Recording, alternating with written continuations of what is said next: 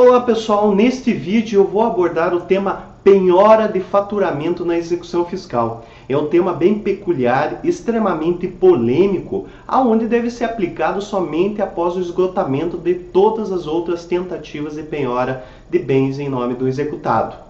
E esse vídeo partiu de algumas questões que eu encontrei aí na segunda fase, principalmente de provas de procuradoria. Em especial, eu trouxe uma que caiu na segunda fase da PGE Paraná 2015, aonde foi indagado ao candidato a respeito de um caso onde o procurador requereu a penhora sobre o faturamento, demonstrando que esgotou todas as outras formas de penhora, de tentativas de penhora, e aonde o juiz indeferiu, dizendo que não caberia a penhora sobre o faturamento, porque faltava previsão legal, e que não poderia englobar nessa garantia aí os honorários advocatícios.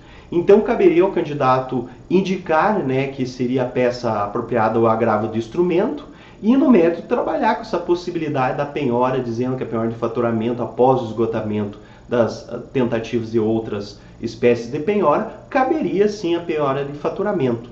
Então vou mostrar para vocês as principais questões que giram em torno dos elementos da resposta a essa questão de concurso público.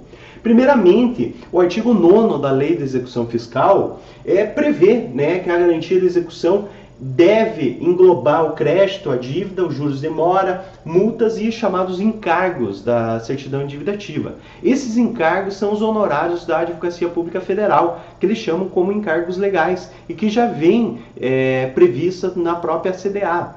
E o que não ocorre com os estados e municípios, mas por uma interpretação extensiva é possível sim dizer que a garantia do juízo deve englobar os honorários advocatícios. Tanto é que a própria STJ aqui tem um entendimento já consolidado. A garantia do juízo no âmbito da execução fiscal deve abranger os honorários advocatícios. Então, entendimento jurisprudencial a partir do artigo 9º, que fala da garantia do juízo.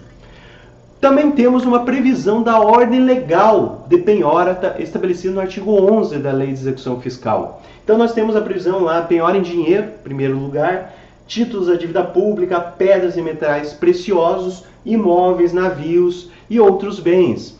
Veja, essa previsão ela não é inflexível. E por quê? Primeiramente porque o caso concreto que vai relatar o bem que foi encontrado. E a ideia da execução é sempre correr por interesse do credor. Tanto é que existe o princípio que a execução corre por interesse do credor, que o objetivo da execução é executar algo que já é certo, que já é devido ao exequente. Então o credor ele precisa ter essa garantia de escolher o bem que é de melhor liquidez para garantir o seu crédito de uma forma mais rápida e mais eficaz. E no parágrafo 1º ele estabelece uma situação peculiar. Excepcionalmente, a penhora poderá recair sobre estabelecimento comercial, industrial ou agrícola, bem como plantações e edifícios em construção. Essa previsão no parágrafo 1º é que ele dá margem da execução fiscal, jogando para uma possibilidade de penhora do faturamento. Então é isso que a gente vai trabalhar a partir de agora, estabelecendo essas ordens de penhora, alguns elementos para a gente chegar na penhora de faturamento propriamente dito. Primeira situação eu trago para vocês, que é um artigo que a gente utiliza muito na Procuradoria, quando a gente está trabalhando na execução fiscal, que é a prioritária penhora sobre o dinheiro. É o famoso Bacenjude, Então a primeira penhora que a gente pede na execução fiscal é essa penhora em dinheiro. Então diz prioritária penhora em dinheiro, podendo o juiz, nas demais hipóteses, alterar a ordem prevista no caput. Ou seja, a primeira situação que tem mais liquidez é você pegar dinheiro na conta do executado. Ele tem lá um valor significativo, aonde não seja empenhorável, é claro. Você pode pegar esse dinheiro e já saldar o crédito tributário. Aí no parágrafo 2º tem uma situação peculiar também. Para fins de substituição da penhora, equiparam-se a dinheiro a fiança bancária e o seguro garantia judicial, desde que o valor não inferior ao débito constante no inicial acrescido de 30%, ou seja, tem que ter 30% a mais para garantir esse laço, porque o crédito tributário vai atualizando. Então, para você garantir pelo menos um mínimo de acréscimo que esse crédito tributário tenha. E então, nessa situação, tanto a fiança bancária quanto o seguro garantia judicial, eles equiparam-se a dinheiro. E isso quer dizer o quê? Se você tiver uma penhora de bacen e você queira substituir por uma fiança bancária, é possível que o juiz entenda que independente da concordância da Fazenda Pública, você consiga essa substituição, porque são equivalentes. Não quero dizer que em todas as situações isso possa vir a ocorrer, mas é possível por quê? Porque são equivalentes. Isso aí é um grande ganho para o executado. E essa previsão também é estendida para a execução fiscal, que tem uma previsão semelhante a essa.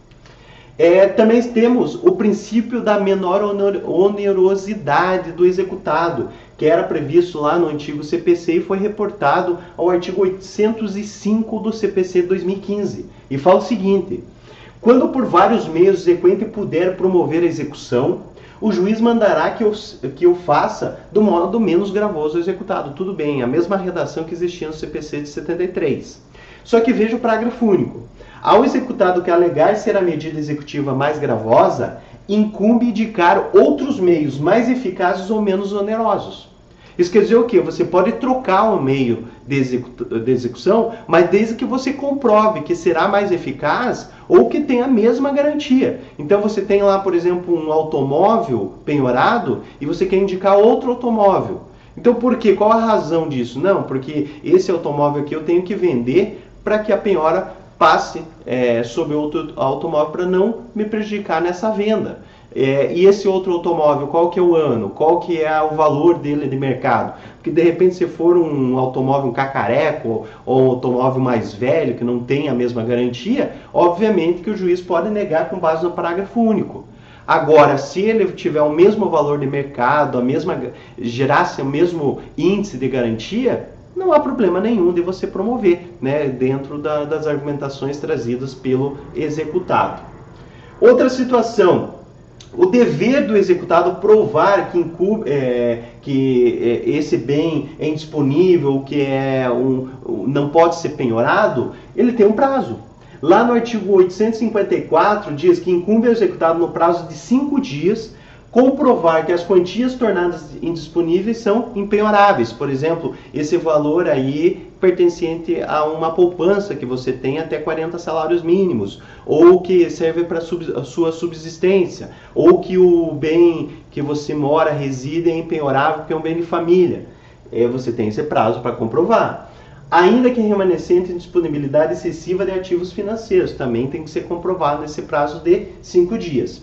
E o parágrafo 5º, rejeitado ou não apresentada a manifestação do executado, converter-se-á a indisponibilidade em penhora sem necessidade de lavratura de termo, devendo o juiz de execução determinar a instituição financeira depositária que no prazo de 24 horas transfira o montante indisponível para a conta vinculada ao juízo. Então veja, é um prazo que muitas vezes não é obedecido na prática, porque lá passa 15, 20 dias, um mês, 2 meses, aí que o executado vem alegar essa indisponibilidade ou impenhorabilidade, e que muitas vezes é aceita pelo juízo. Mas é um artigo importante onde os procuradores da Fazenda Pública e candidatos no concurso público têm que conhecer e abordar na sua peça caso seja cobrado uma questão de penhora.